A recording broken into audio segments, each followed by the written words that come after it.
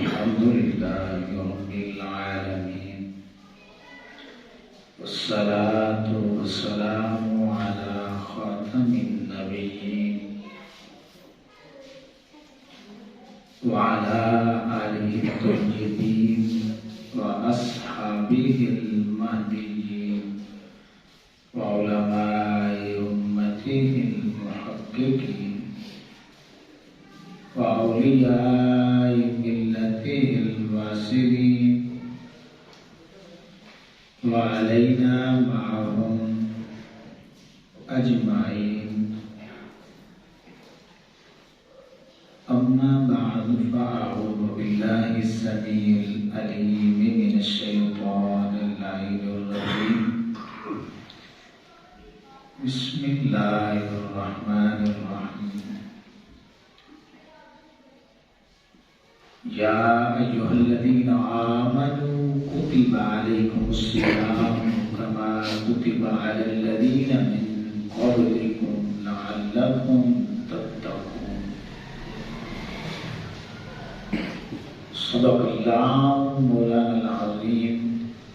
إن الله وملائكته يصلون على النبي يا أيها الذين آمنوا صلوا عليه وسلموا تسليما.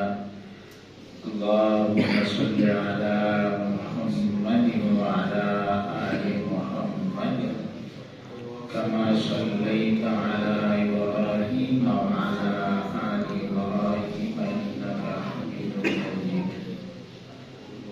اللهم بارك على محمد وعلى آل محمد كما باركت على إبراهيم وعلى آل إبراهيم إنك حميد مجيد.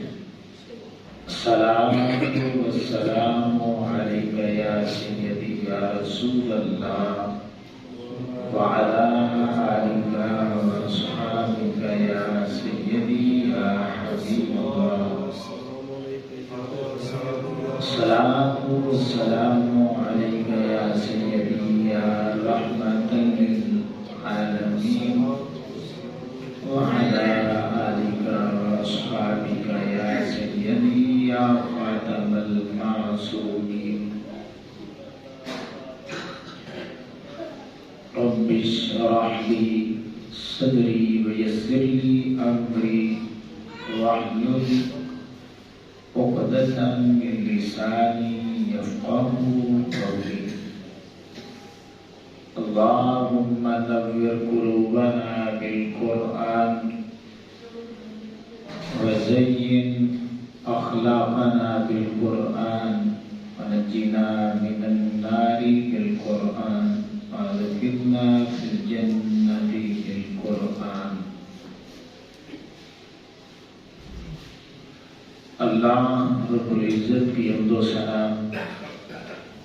اور آقا کریم صلی اللہ تعالی علیہ وآلہ وسلم کی بارگاہ ناز میں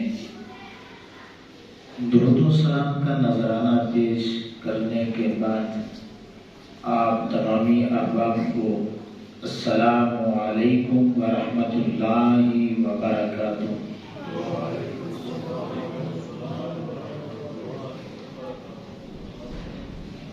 امام الانبیاء صلی اللہ تعالی علیہ وآلہ وسلم کے غلاموں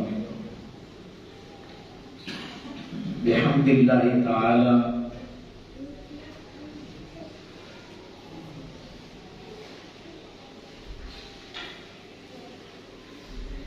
ہم خوش نصیب ہیں، خوش قسمت ہیں کہ اس مالک نے ہم سبھی کو ایک بار پھر ماہ مہمان عطا کیا ہے، اور میں دعا کرتا ہوں کہ اللہ رب العزت ہم سبھی کو اس ماہ مہمان کی قدر کرنے کی توفیق عطا فرمائے. ماہ رمضان المبارک کے کئی نام ہیں.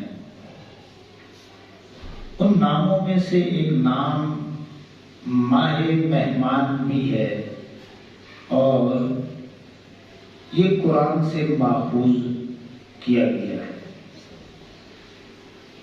وہ آیہ کریمہ جس میں اللہ رب العزت نے روزوں کی فرضیت کا حکم دیا ہے نا، تو اس سے آگے والی آیت جب ہم پڑھتے ہیں تو اللہ رب العزت فرماتا ہے ایام معدودات، کہ میرے بندو یہ گنتی کے دن ہیں۔ اب گنتی کے دنوں کی وجہ سے اس کا ایک نام ماہ مہمان پڑ گئے۔ میں اور آپ سبھی جانتے ہیں کہ مہمان جب بھی آتا ہے تو وہ گنتی کے دن رہنے کے لیے آتا ہے، اور اگر کوئی مستقل آتا ہے تو پھر اسے مہمان نہیں کہتے۔ مہمان صرف وہی ہوتا ہے جو گنتی کے دن گزارنے کے لیے آتا ہے اور وہ دن گزار کے پھر چلا جاتا ہے۔ امام الانبیاء صلی اللہ تعالی علیہ وسلم کے غلاموں، ہمارے ہاں ایک ماحول بنا ہوا ہے کہ میزبان جو ہے نا وہ اپنے مہمان کی قدر اسی انداز میں کرے گا، اس کی اتنی قدر کرے گا جتنی وہ دیکھے گا کہ اس کو بھیجنے والا جو ہے وہ عظیم ہے، وہ عظمت والا ہے، وہ شان والا ہے۔ ایسے ہی ہے یا نہیں؟ ہمارے یہاں یہی روٹین ہے، یہی ماحول ہے کہ اگر کسی بڑے بندے کا بھیجا ہوا ہو تو ہم پھر اس مہمان کی قدر جو ہے نا اپنی ہمت طاقت سے بھی بڑھا دیتے ہیں کہ یار یہ بڑے آدمی کا بھیجا ہوا ہے۔ تو امام الانبیاء صلی اللہ علیہ وسلم کے غلاموں، بلا تشبیہ و بلا مثال مجھے یہ بتائیے کہ مہمان جو ہے جس کو ہم رمضان کہتے ہیں، یہ بھیجا ہوا کس کا ہے؟ یہ کس کا بھیجا ہوا ہے؟ سارے بولیں کس کا بھیجا ہوا ہے؟ اللہ کا بھیجا ہوا ہے۔ تو امام الانبیاء صلی اللہ تعالی علیہ وسلم کے غلاموں، اللہ رب العزت کی ذات سے کوئی بڑی ذات ہے ہی نہیں۔ جب وہ ذات سب سے بڑی ہے تو جس ذات نے یہ مہمان ہماری طرف بھیجا ہے، اس سے بڑا کوئی مہمان ہو سکتا ہے؟ اللہ اکبر۔ تو جب بھیجنے والی ذات وہ بے مثل و بے مثال ہے اور سب سے بڑی ذات ہے، تو جو اس نے مہمان ہماری طرف بھیجا ہے نا، اس جیسا مہمان بھی پھر کوئی نہیں ہے، وہ بھی بے مثل ہے، بے مثال ہے۔ اللہ اکبر۔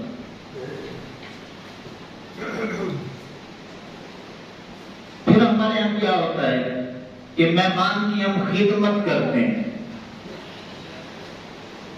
اور بعض اوقات ہمارے دلوں میں یہ ڈر بھی ہوتا ہے کہ جب یہ واپس جائے گا تو یا ہماری تعریف کرے گا یا پھر ہماری شکایت لگائے گا۔ تو امام الانبیاء صلی اللہ تعالی علیہ وسلم کے غلاموں، یہ رمضان کا مہینہ جسے قرآن کی روشنی میں ماہ مہمان کہا جاتا ہے، اللہ کی عزت کی قسم ہے، صحیح حدیث پاک موجود ہے جو مشکات میں 2026 نمبر ہے۔ آقا کریم علیہ السلام نے فرمایا، میرے غلاموں سن لو، اگر تم نے اللہ کے مہمان کی قدر نہ کی تو یہ مہمان پھر اللہ کے پاس جا کے تمہاری شکایت کرے گا، اور اگر تم نے اس کی قدر کر لی، اس کا ادب کیا، اس کی تعظیم کی، اس کی تکریم کی، تو پھر فائدہ بھی سن لو، جب یہ مہمان واپس لوٹ کے اپنے مالک کے پاس جائے گا، آقا کریم علیہ السلام نے فرمایا کہ یہ رمضان المبارک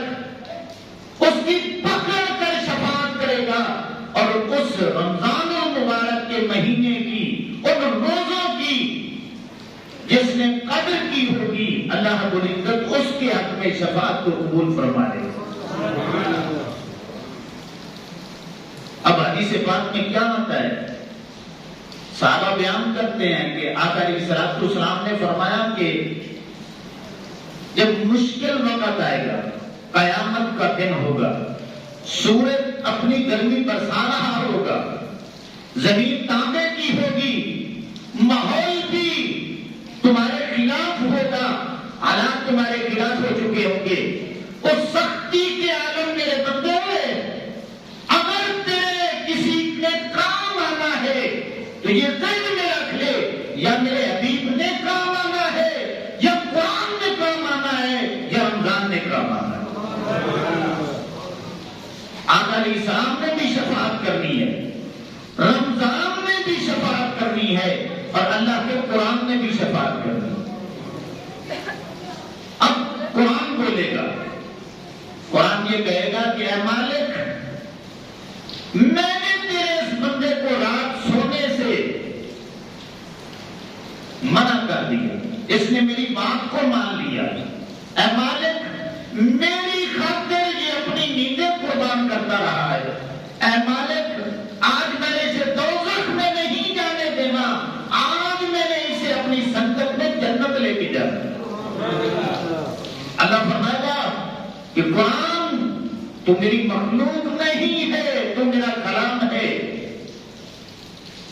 تو جا اس بندے کو بھی ساتھ لے جا۔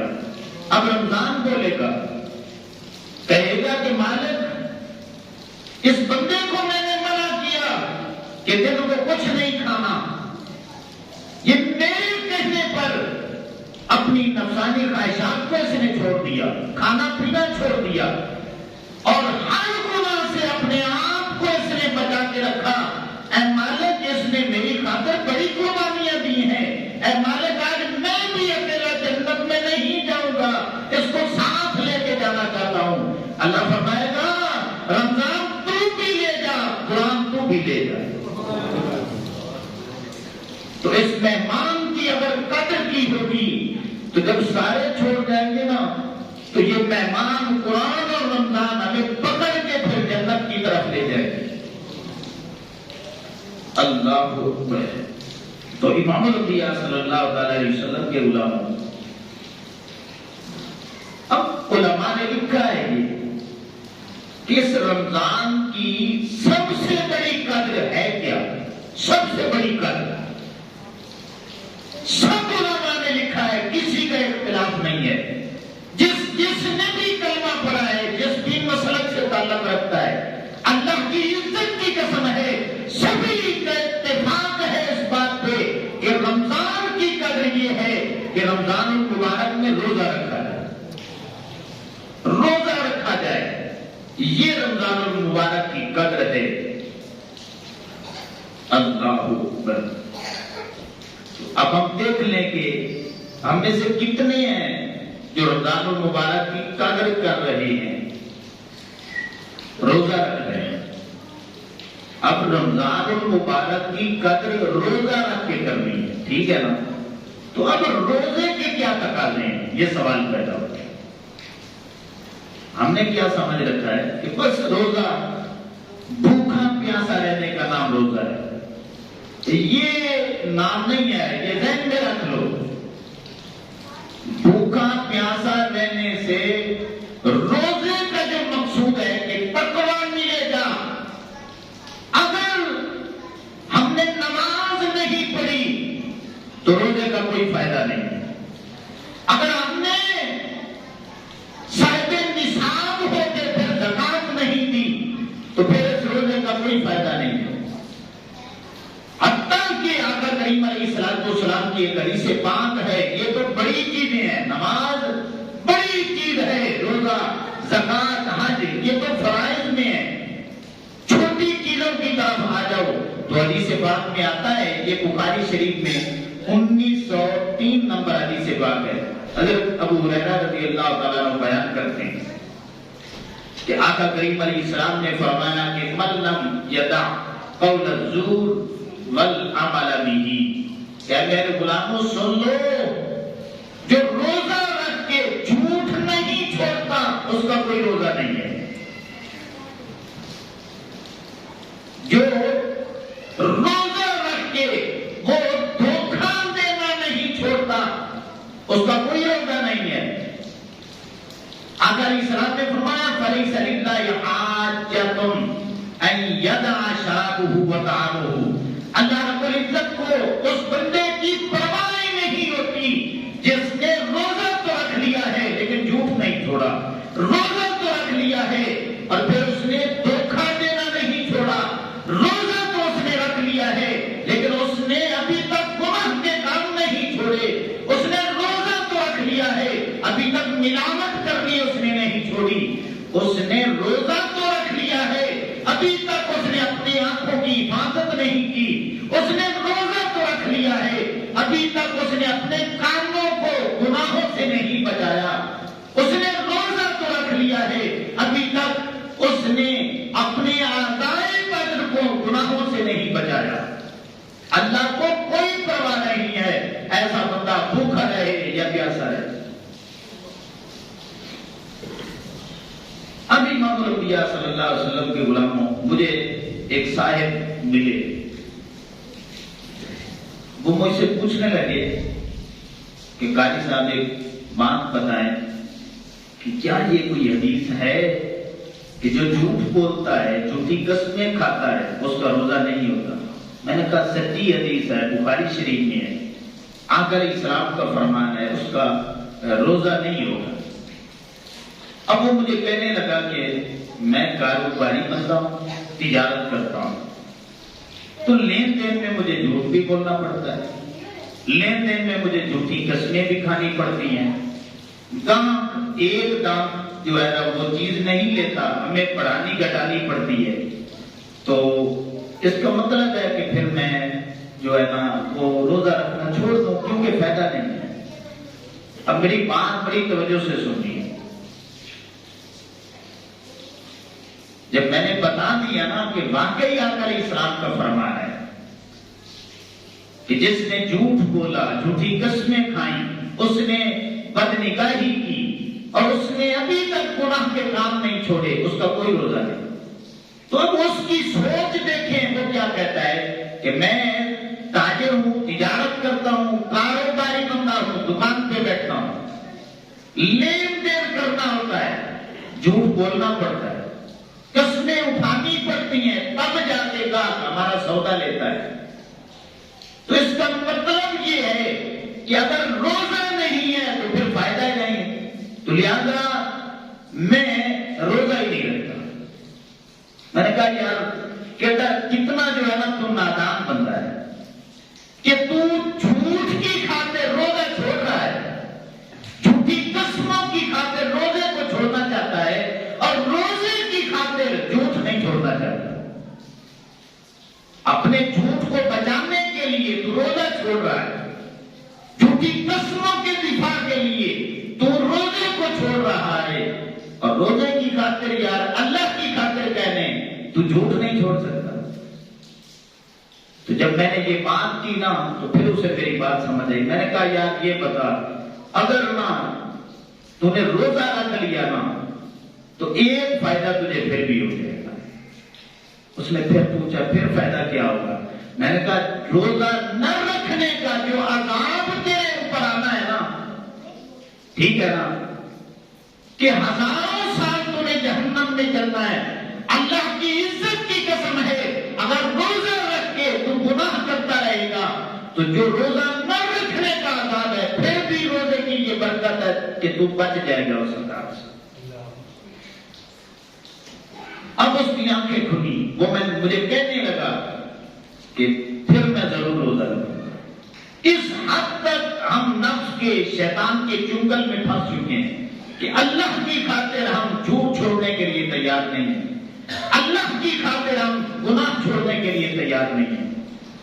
اللہ اکبر۔ تو امام الانبیاء صلی اللہ علیہ وسلم کے غلاموں،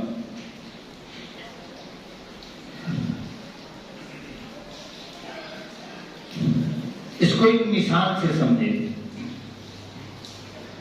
کہ آپ بیمار ہوتے ہیں اور ڈاکٹر کے پاس جاتے ہیں دوائی لینے کے لیے، ڈاکٹر چیک کرتا ہے، دوائی دیتا ہے، تو اگر آپ کو آرام نہیں آتا تو پھر کیا کرتے ہیں؟ پھر آپ اسی ڈاکٹر کے پاس واپس جاتے ہیں کہ مجھے یہ تکلیف تھی، یہ بیماری تھی، میں نے آپ سے دوائی لی ہے، آپ نے دوائی دی ہے، لیکن اس نے کوئی اثر نہیں دکھایا، کوئی مجھے فائدہ نہیں ہوا، بیماری میں افاقہ نہیں ہوا، تو وجہ کیا ہے؟ اب ڈاکٹر کیا کہتا ہے؟ پہلی بات جو ڈاکٹر پوچھتا ہے امام الانبیاء صلی اللہ علیہ وسلم کے غلاموں، پہلی بات یہ پوچھتا ہے بتا تو نے دوائی لی ہے یا نہیں لی؟ یہی پوچھتا ہے نا۔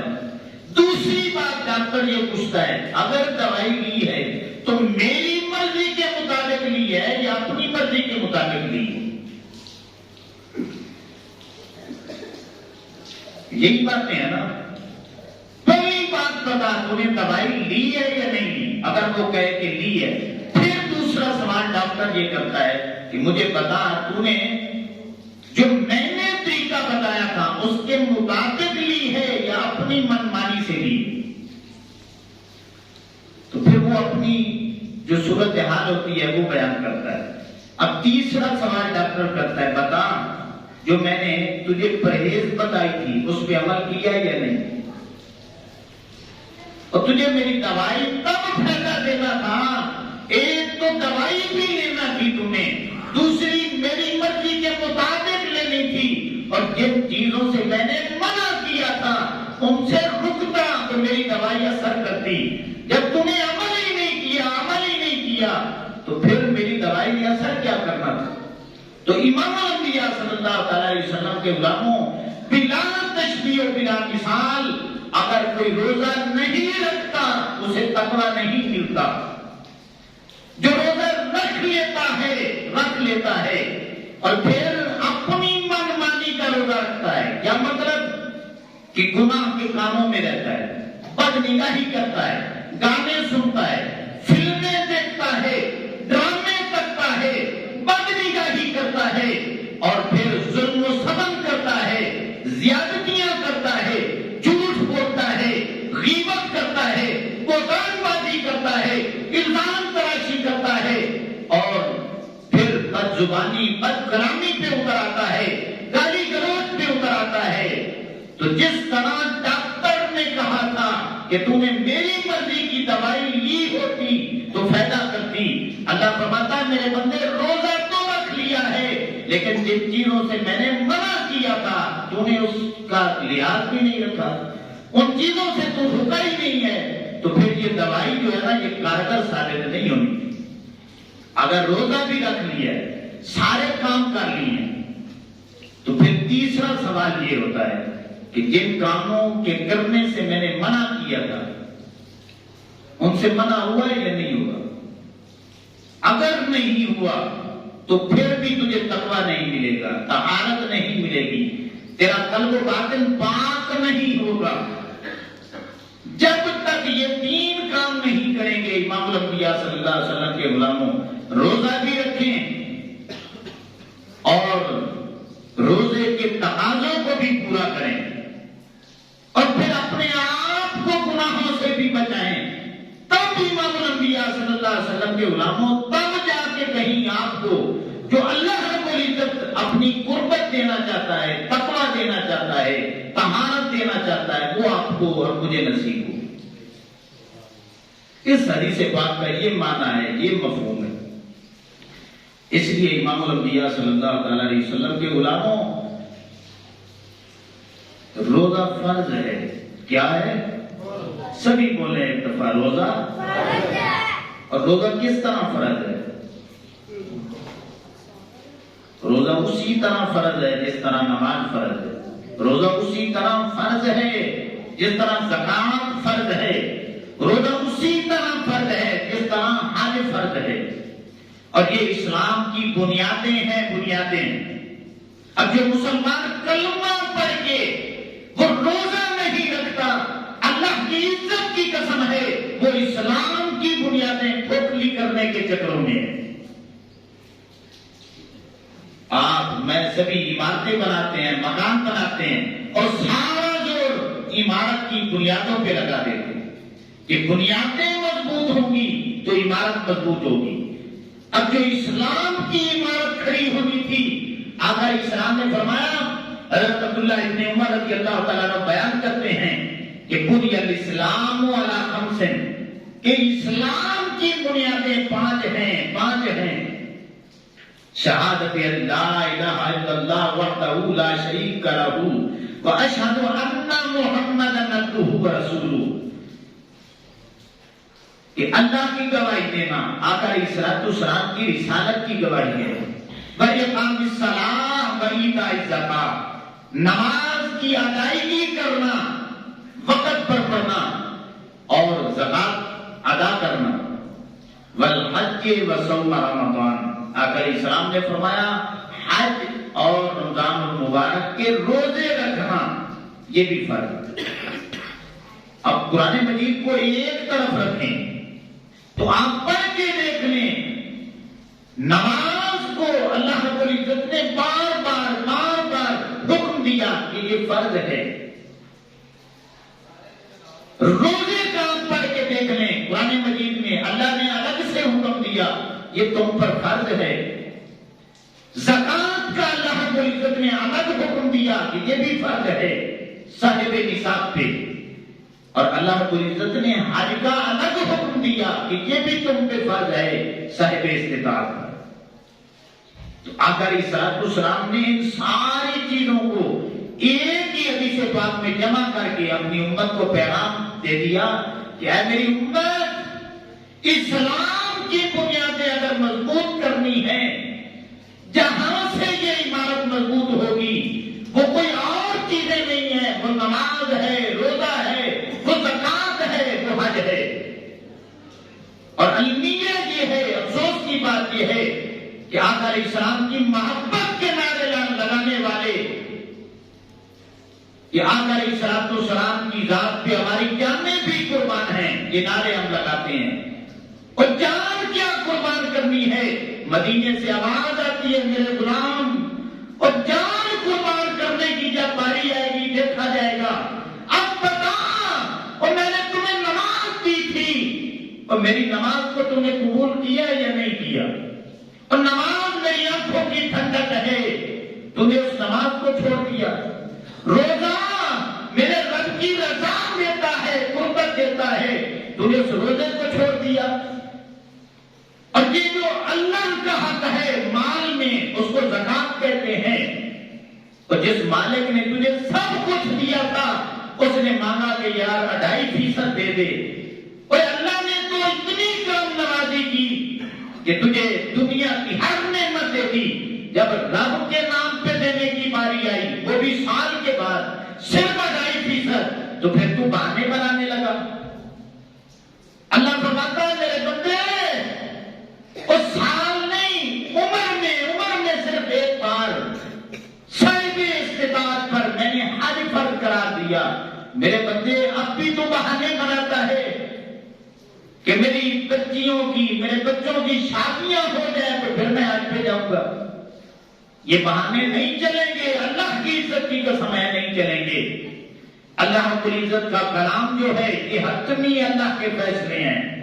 یہ آج میری بات نوٹ کر لو، ذہن نشین کر لو، یہ جو اللہ کا قرآن ہے اللہ کی عزت کی قسم ہے، قیامت والے دن اللہ نے اپنے اس کلام کے خلاف ایک فیصلہ بھی نہیں دینا۔ ہم نے اسی قرآن کو چھوڑ رکھا ہے، ہم صبح سے لے کر شام تک، سونے تک ہماری زندگی کا ایک ایک لمحہ قرآن کے خلاف گزرتا ہے، اور ہم یہ سمجھتے ہیں کہ بس مرنے کی دیر ہے، جنت ہمارا انتظار کر رہی ہے۔ نہیں، کوئی انتظار نہیں کر رہی جنت۔ جنت اس بندے کا انتظار کرتی ہے جو بندہ اللہ اور اس کے رسول کے احکامات پہ چلتا ہے، جو نہیں چلتا اس کا دوزخ انتظار کر رہی ہے۔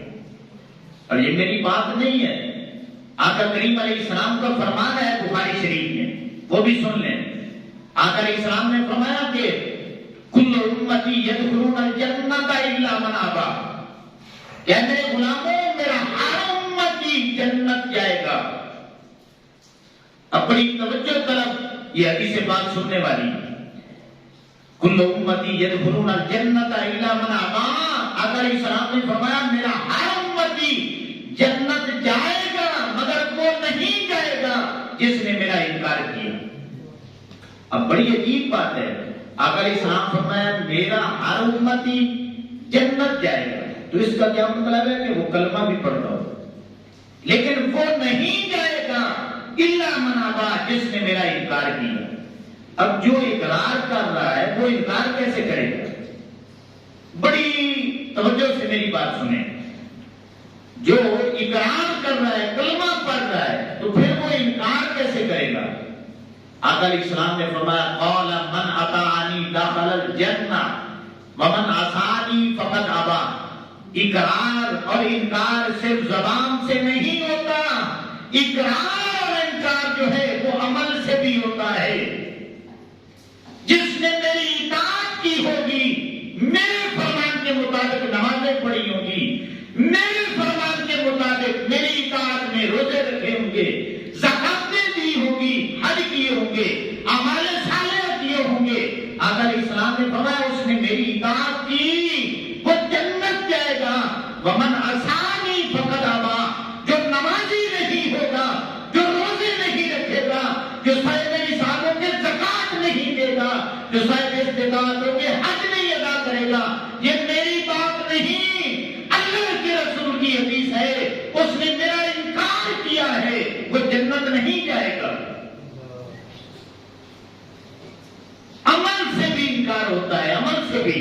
اور ہم جتنے بھی بیٹھے ہیں اللہ ماشاءاللہ اور اکثریت مسلمانوں کی اپنے عمل کے ذریعے اپنے نبی کا انکار کر رہے ہیں اور ہمیں کوئی بھی عالم بتانے کے لیے تیار نہیں ہے. اب بھی اگر میری بات آپ کو سمجھ نہیں آئی تو میں ایک مثال دے دیتا ہوں آپ کو سمجھانے کے لیے.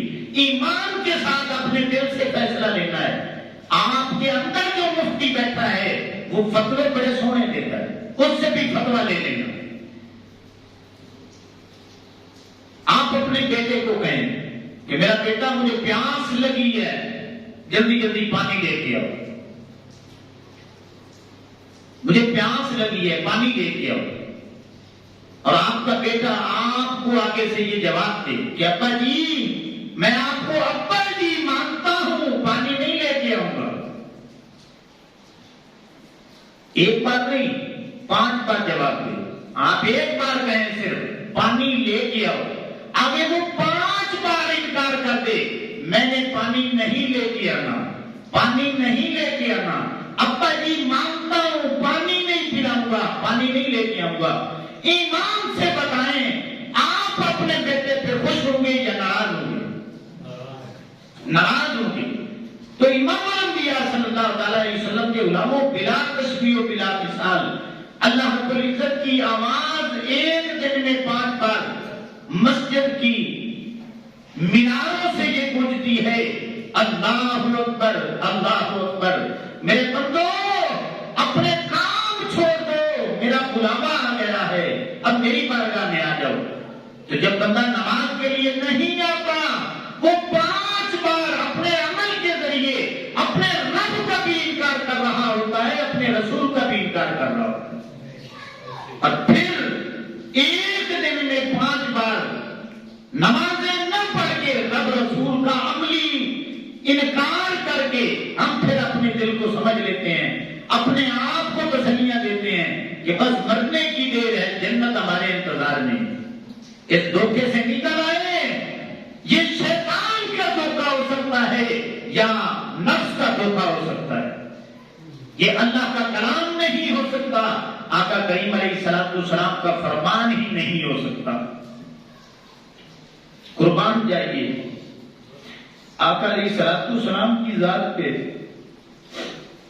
کہ آقا علیہ السلام آخری جو ایام گزارے ہیں بیماری میں گزارے ہیں.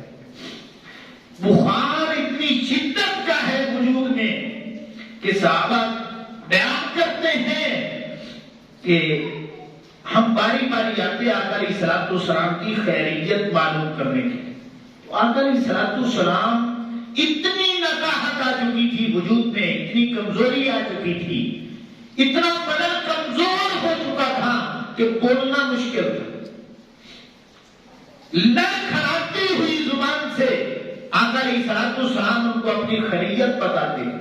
اب ایک صحابی نے کیا کیا، اس نے نا تھوڑی سی جلدی دکھائی، جلدی اپنا ہاتھ بڑھایا، آقا علیہ السلام کے ماتھے پہ رکھا کہ میں ذرا دیکھوں تو صحیح کہ آقا علیہ السلام کو بخار کتنا ہے.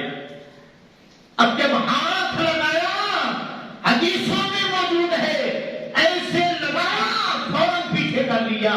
اب وہ سوچنے لگا کہ یہ بخار عام انسانوں جیسا بخار نہیں ہے. آقا علیہ السلام نے فرمایا کہ میرے صحابی، جو تو تکنا چاہتا ہے نا، تکنا چاہتا، تجھے بخار کتنا ہوتا ہے، میں اللہ کا حبیب ہوں. جب اس نے شانیں زیادہ دی ہیں تو اس نے امتحان بھی مجھ سے بڑے لینے ہیں. اور تم ایک کو جب بخار ہوتا ہے تو ایک لیمٹ میں ہوتا ہے، مجھے جب بخار ہوتا ہے تو 2 بندوں کے برابر ہوتا ہے، میرا امتحان بھی زیادہ ہوتا ہے. اب اس کیفیت میں امام الانبیاء صلی اللہ علیہ وسلم کے غلاموں ادھر مسجد نبوی سے حضرت بلال حبشی رضی اللہ تعالیٰ عنہ کی آذان کی آواز آتی ہے. آقا علیہ السلام کے وجود میں کب کبھی تاری ہوتی ہے. آقا علیہ السلام فرماتے ہیں جلدی کرو، مجھے وضو کراؤ اور میں نے جا کے خود نماز پڑھانی ہے. اب حضرت علی المرتضی شیخ خدا کرم اللہ تعالیٰ وجہ الکریم اور حضرت فضل رضی اللہ تعالیٰ عنہ وہ عرضی پیش کرتے ہیں، یا رسول اللہ صلی اللہ علیہ وسلم، اتنی ناقاہت ہے، اتنی کمزوری ہے، اب کس طرح آپ کو اپنے حجرے سے لے کر کے مسجد نبوی میں لے جائیں. آقا علیہ السلام نے فرمایا اٹھاؤ مجھے اپنے کندھوں پہ. اب حضرت علی المرتضیٰ نے یہ بازو ایسے کیا، حضرت فضل نے یہ بازو ایسے کیا. آقا علیہ السلام کے وجود میں کمزوری کی وجہ سے پاؤں زمین پہ نہیں لگ رہے. جو انگوٹھا ہے وہ آقا علیہ السلام کا اپنے حجرے سے مسجد نبوی تک گھسیٹتا ہوا جاتا ہے اور نشان بن جاتا ہے. وہاں پہ جا کے آقا علیہ السلام فرماتے ہیں میرے غلاموں، میرے میں اتنی ابھی ہمت نہیں رہی، صدیق کو کہو نمازیں پڑھا دے. اس حالت میں بھی اس نبی نے نمازیں نہیں چھوڑی. ہم اس نبی کا کلمہ پڑھ کے صحت مند ہو کے آذانوں کی آوازیں سن کے ہم اپنی نمازیں چھوڑ دیتے ہیں. اس نبی نے صرف رمضان کے روزے نہیں رکھے، نامی 10ویں محرم کا بھی روزہ رکھا ہے، اور ہر چاند کی 13-14 کے روزے رکھے ہیں، ہر سوموار کو روزہ رکھا ہے، ہر جمعرات کو روزہ رکھا ہے. ایک ماہ میں 11 روزے آقا علیہ السلام کا معمول تھا، آقا علیہ السلام رکھا کرتے تھے. چلو یہ نفلی روزے ہیں، امت کے لیے معافی ہے، امت نے چھوڑ دیے، لیکن کلمہ پڑھنے والی امت نے نمازوں کو کیسے چھوڑ دیا؟ کلمہ پڑھنے والی امت نے روزوں کو کیسے چھوڑ دیا؟ کلمہ پڑھنے والی امت نے قرآن کو کیسے چھوڑ دیا؟ اور پھر صاحب نصاب ہو کے زکات کیوں نہیں دی؟ صاحب استطاعت ہو کے اللہ کے گھر کے پھیرے کیوں نہیں لگائے؟ اگر اس کا جواب آپ کے پاس ہے، اللہ کی عزت کی قسم ہے آپ جنتی ہیں. اور اگر جواب نہیں ہے تو پھر میں یہی کہوں گا، خدایا نفس شیطان کے چنگل سے نکلیے. یہ شیطان کا شر ہے، یہ نفس کا جال ہے، نکلیے اور اللہ کو منا لیجیے، آقا علیہ السلام کو منا لیجیے، قرآن کو اپنے سینوں سے لگا لیجیے. جب تک قرآن کو سینے سے نہیں لگائیں گے اس وقت تک ہماری آخرت تو بڑی دور کی بات ہے، اللہ کی عزت کی قسم ہے ہماری دنیا بھی نہیں سنور سکتی. دنیا بھی نہیں سنور سکتی. تو ہم نے اس قرآن کو چھوڑ رکھا ہے. اللہ اکبر. ہم میں سے ایمان سے بتائیں آپ میں سے کتنے ہیں جن کو بیماری ہو اور وہ کہے کہ میں نے دوائی نہیں لینی. اللہ سے ڈر کے میری باتوں کا جواب دینا ہے. آپ میں سے کوئی ہے کہ بیمار ہو, اس کے پاس پیسے بھی ہوں اور پھر وہ کہے کہ میں نے دوائی نہیں لینی؟ ہم میں سے کتنے ہیں؟ ایک تو ہے نا بڑی بیماریاں, ایک ہے چھوٹی بیماری, نزلہ ہے, زکام ہے, تھوڑا بہت بخار ہے, سر درد بھی ہو جائے تو ہم میں سے کتنے ہیں جو ڈاکٹروں کے پاس جاتے ہیں دوائی لینے کے لیے؟ ہے ایسا کہ نہیں ہے؟ اب مجھے ایمان سے اس بات کا جواب دیں کہ جب ہمیں جسمانی بیماری لگتی ہے تو اس کا علاج کروانے کے لیے ہم صرف اپنے ملک کا سفر کرنے کے لیے تیار نہیں, اگر ہمیں بیرون ملک تک جانا پڑے تو ہم وہاں تک بھی جانے کے لیے تیار ہو جاتے ہیں. اور اگر ماں باپ ہے, سچی محبت ہے, تو وہ کہتا ہے کہ میرا سب کچھ قربان ہے لیکن میں اپنی ماں کو مرنے نہیں دوں گا. مجھے امریکہ تک جانا پڑے, لندن تک جانا پڑا تو میں علاج کے لیے وہاں تک جاؤں گا. اب ایمان سے بتاؤ جسمانی بیماری کا علاج کروانے کے لیے امریکہ تک, لندن تک, کینیڈا تک جانے کے لیے تیار ہو جاتے ہیں, اور ہمیں جو روحانی بیماریاں لگ چکی ہیں, روحانی مرضیں لگ چکی ہیں, وہ کیا ہیں؟ وہ جھوٹ ہے, وہ چغلی ہے, وہ غیبت ہے, وہ بہتان بازی ہے, وہ بد کلامی ہے, وہ بد زبانی ہے, وہ کیچڑ اچھالنا ہے, وہ گالی گلوچ نکالنا ہے, وہ رشوت ہے, وہ سود ہے, وہ ملاوٹ ہے, وہ دھوکہ دینا ہے. یہ بیماریاں ہم سبھی کو لگ چکی ہیں, ہم اس کا علاج کروانا چاہتے ہیں. تو مالک کدھر جائیں؟ اللہ فرماتا ہے میرے بندے کوئی ادھر ادھر جانے کی ضرورت نہیں ہے. تمہیں جسمانی مرض لگ جائے امریکہ تک جاتے ہو, اور اب تجھے روحانی بیماریاں لگی ہیں نا, تو میں نے اپنے قرآن کو, جسے تو قرآن حکیم بھی کہتا ہے, اسے ڈاکٹر بنا کر تیرے گھر میں بھیج دیا. قرآن مجید کے نام ہے نا, ایک نام قرآن مجید. ہم کبھی کہتے ہیں قرآن پاک اور کبھی کہتے ہیں قرآن حکیم, اور یہ نام قرآن میں موجود ہے کہ قرآن حکیم ہے, قرآن ڈاکٹر ہے. اور ہم سبھی جانتے ہیں کہ ہم سارے اندر سے بیمار ہو چکے ہیں, تو پھر اس قرآن سے اپنا علاج کیوں نہیں کرواتے؟ اس ڈاکٹر سے اپنا علاج کیوں نہیں کرواتے؟ امام انبیاء صلی اللہ تعالی علیہ وسلم کے غلاموں, اس ڈاکٹر سے علاج کروانے کی ضرورت ہے. جب اس حکیم کے پاس آئیں گے تو یہ حکیم اتنی عظمت والا ہے, اس کو سینے سے لگانے سے آدمی بیماریاں دور ہو جاتی ہیں. وَنُنَزِّلُ مِنَ الْقُرْآنِ مَا هُوَ شِفَاءٌ وَرَحْمَةٌ لِّلْمُؤْمِنِينَ. اللہ فرماتا ہے کہ میں نے اسے بنا کے ہی شفا بھیجا. اللہ اکبر.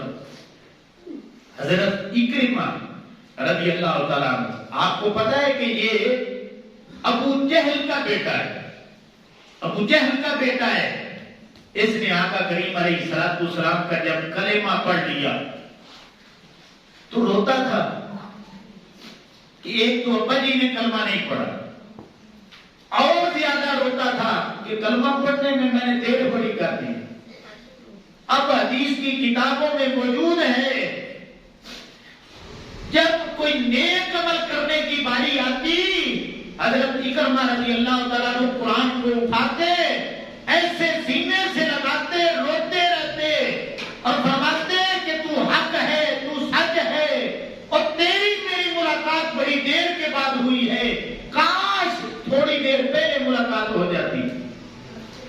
تو صحابہ کرام جنہوں نے لیٹ کلمہ پڑھا وہ رویا کرتے تھے, کاش ہم جلدی کلمہ پڑھ لیتے, جلدی قرآن کو سینے سے لگاتے, کاش ہم جلدی کلمہ پڑھ لیتے, ہم نمازیں زیادہ پڑھ لیتے, کاش ہم جلدی کلمہ پڑھ لیتے, رمضان کے زیادہ سے زیادہ روزے رکھ لیتے، کاش جلدی کلمہ پڑھ لیتے، صاحب نصاب ہوتے تو زکات دے دیتے، کاش ہم نے جلدی کلمہ پڑھ لیا ہوتا، اللہ کے گھر کے پھیرے لگائے ہوتے آقا علیہ السلام کی سنگت میں، کاش ہم نے جلدی کلمہ پڑھ لیا ہوتا اور آقا علیہ السلام کے سامنے سے آگے نہ لڑتے بلکہ آقا علیہ السلام کی فوج میں سپاہی بن کر دشمنوں کے خلاف لڑتے، تو صحابہ کرام رویا کرتے تھے۔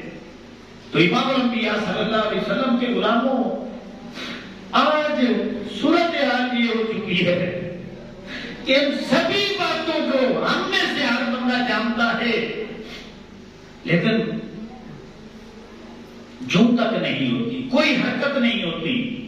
جب بندہ قرآن کو پڑھتا ہے، ایک جگہ پہ اللہ نے فرمایا أَلَمْ يَأْنِ لِلَّذِينَ آمَنُوا أَن تَخْشَعَ قُلُوبُهُمْ لِذِكْرِ اللَّهِ، اے ایمان والو، اور یار تم ہی بتا دو وہ وقت کب آئے گا جب تمہارے دلوں میں میرا ڈر پیدا ہو جائے گا،